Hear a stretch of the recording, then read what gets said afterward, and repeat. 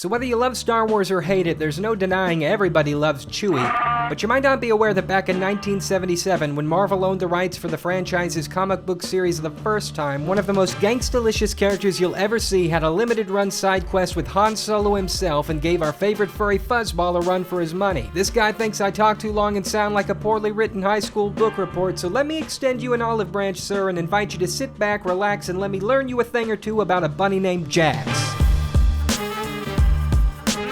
The name's Jaxxon. You can call me Jax for short, which I ain't. You know how us Rocket Rabbit types are, we just can't stand still.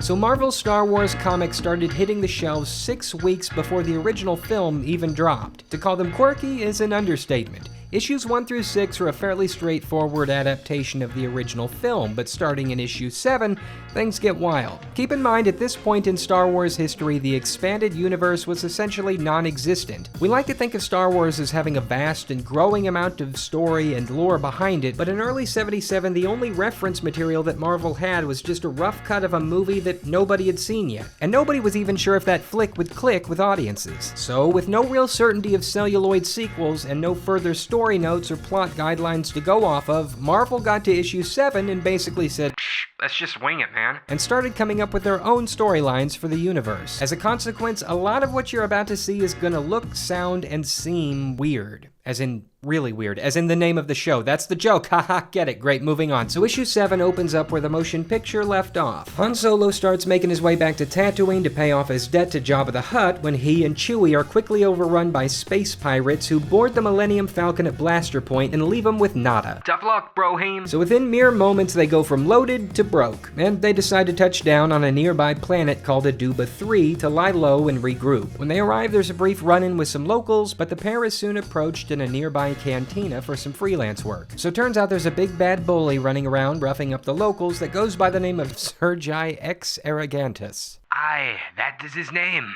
Sergei X Arrogantus, the arrogant one. And a group of said townspeople are offering up a nice reward for whomever can take Mr. Arrogant out. Han and Chewie think, hey, that's an easy way to make some quick credits, so they're all in. But wait, this dude is the head of a local swoop gang, so for Han's plan to really work, he's gotta hire some extra guns himself for the inevitable showdown. And here's where Jax comes in. Jaxxon's first appearance is in issue 8, and continues for the next long while. 8, 9, 10, he's in a quick flashback panel in 11, and then he's a main player in 16. Not a bad run for an oversized buck. So Han puts the word out for local spacers to meet him at his temporary pad for auditions, and like all great 70s comic book heroes, he apparently decides the best way to handle said interviews is with his shirt off in the sorriest He-Man impression you could ever imagine. Han assembles a crack team of freelancers, and the group takes up the moniker of Solo 7. Just kidding, that would have been too sick. They take up the moniker of Solo Suicide Squad. Kidding, again kidding, that would have been copyright violation. They called themselves the STARHOPPERS of Aduba 3. Because it's a 70s comic book and that's just sort of the names they used back then. Lineup's pretty solid. There's a kid named Jim and his broke down droid named Effie. There's a dude named Haji who can shoot large spikes from his hands. A classic 70s scandally clad seductress named Amaza. Gonna put these censor bars here to keep things even. There's an old man named Don Juan Quixote who claims to be the last remaining Jedi Knight.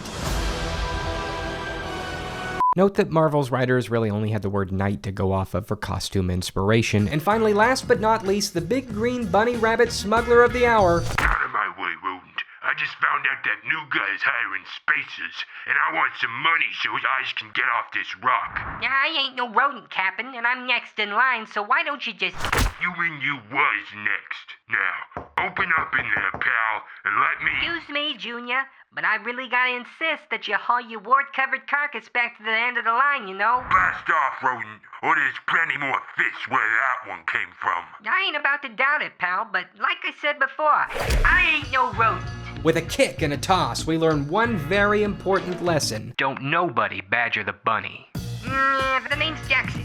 You can call me Jax for short, which I ain't. Solo's impressed and hires him on the spot. With the team assembled, they make their way on Bantha back into town to protect some local farmers. They get some practice shots in against some Talon-toting pterodactyls, and we discover our boy Jaxxon dual wields like a boss and throws them hands like a beast. He's even got some smooth moves for the ladies. You know, Amazah, when this babysitting mission's over, how's about you and me teaming up? I got a hunch we could make beautiful blasting music together.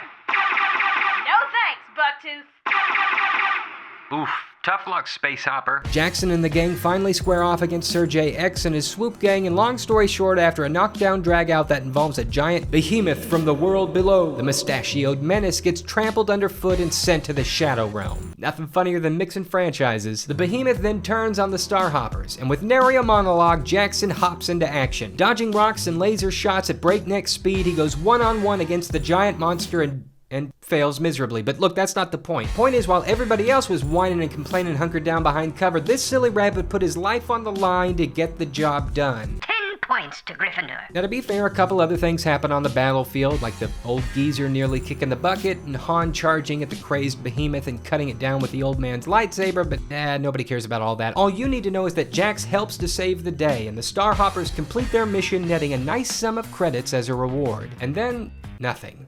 For 4 more issues, we have radio silence as to what becomes of the Green Gunslinger, but out of nowhere, in issue 16, he's back on the map. Turns out Jaxxon used his cut to beef up his own personal ride, the Rabbit's Foot, into a lean, mean, star-cruising machine. Oh, and by the way, He gets the girl, too. Amazah and Jax have set up shop on Nar Shaddaa, and like Lickety Split, they've put up a highly lucrative smuggling business. Everything seems to be going aces, but after bidding the lady goodnight one evening, he heads towards home, and on the way back, The hare gets snared. turns out a bounty hunter's been trying to track down Luke Skywalker and figures he can get some info on the kid's location out of a known associate. Dude's half human, half robot, so his heart's cold as ice. He and his crew string Jax up for interrogation and attach an agony inducer to one of our little buddy's big green bunny ears. Here's the thing though, This rodent don't squeal. I ain't telling you nothing, copper. Jaxxon ain't no snitch, you dig, and he takes that torture like a champ, doesn't give up nothing. Before too long, little Miss Softspot Seductress busts in and takes the goons out, giving our lucky rabbit a new lease on life. The pair then hippity-hip-hops into the Rabbit's Foot and take off. After an intense space battle, their ship crashes back on Aduba 3, and Jaxxon, now standing on his own 2 paws, makes mincemeat of the pursuing bounty hunter. In a last-ditch effort, the cyborg takes a total cheap shot and breaks away to make his escape. Punk move, yo. And the very last image we get of Jaxxon the Starhopper is that of a determined freelance smuggler, looking up into the vastness of space, wondering what comes next. Now, if I didn't know any better, I'd figure you're probably thinking to yourself right about now, Yeah, pretty good story, man. so will somebody tell me why Jaxxon the Big Green Rabbit gets so much flack and is known as one of the least liked characters in the Star Wars universe? I don't get it. What's not to like? Did the punny bunny drop just a little too many cheesy one-liners while he was busy saving the skins of some of the series' most beloved characters? Is it because he's clearly and shamelessly inspired by Bugs Bunny cartoons circa 1940? Or is it because he's seen as a representation of all the over-the-top silliness that was the original Marvel Star Wars? Oh, I'm sorry, are we not allowed to have fun in our fiction in the new millennium? I'll tell you what the problem is. Embarrassment. That's right, embarrassment that maybe, just maybe, you actually like, nay, even love a character that looks and sounds just a little bit kooky and childish. To you, friend, I ask, what's to be embarrassed about? Be proud in your admiration of a criminally underrated and underused hero. So what if he has a silly design? Is that now how we base character popularity? Oh, is it? Well, then somebody explain to me how this is fine, but this is considered too much. Yet every time Jax is brought up, some no-fun fan has to be all, A humanoid bunny rabbit smuggler is the most ill-conceived, childish idea ever. oh, but a fish dude is okay? Word. There's no rhyme or reason to any of the criticism. Even George Lucas was rumored to have personally asked Marvel to write Jaxxon out of the comic series. First of all, this rumor is completely unsubstantiated. You are fake news. And secondly, even if it is true, George, my man, reconsider your position. You kept Jar Jar around for 3 flicks. You apparently considered Tag and Bink canon. Why'd you draw the line with Jax? I'd take Jax over Jar Jar any day. Every day. No, I think the reason for Jaxxon's sudden disappearance from original comic lore has a far more simple explanation. He's just too hot for the Skywalker scene, folks. He's off to bigger and better adventures elsewhere in the galaxy. He's his own bunny, can't be tied down with the rebellion. Life goes on, man. Me? I like to think he's still out there somewhere in the canon of the galaxy far, far away. Probably cruising around in the rabbit's foot looking for his next big score. Who's to say we won't see him again? I mean, who knows? After all, that Solo spin-off is coming out in theaters next year. Maybe Han will call his old buddy back up for one more grand adventure. Can't be any weirder than the fact that the dude that played Opie's directing it. Thanks for watching. Episode 4 of Really Weird drops soon-ish. If you want to see more stuff like this, like the video, then share it, then subscribe. In that order. Or don't. I don't really care.